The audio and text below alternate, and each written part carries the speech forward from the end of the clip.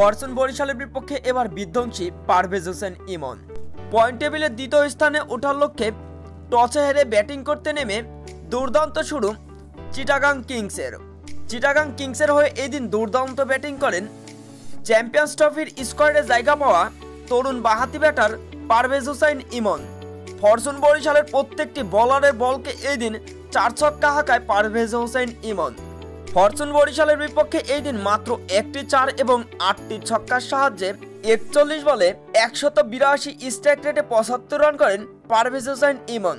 Fortune বরিশালের বিপক্ষে দুর্দান্ত পারভেজ হোসেন ইমন এবং খাজা নাফাই তিনিও এদিন দুর্দান্ত ব্যাটিং করেন। 19 বলে 22 রানের এক ইনিংস খেলে তিনি অবশ্য তাহিদ হৃদয়ের কাছে ক্যাচ আউটে প্যাভিলিয়নে ফিরেছেন।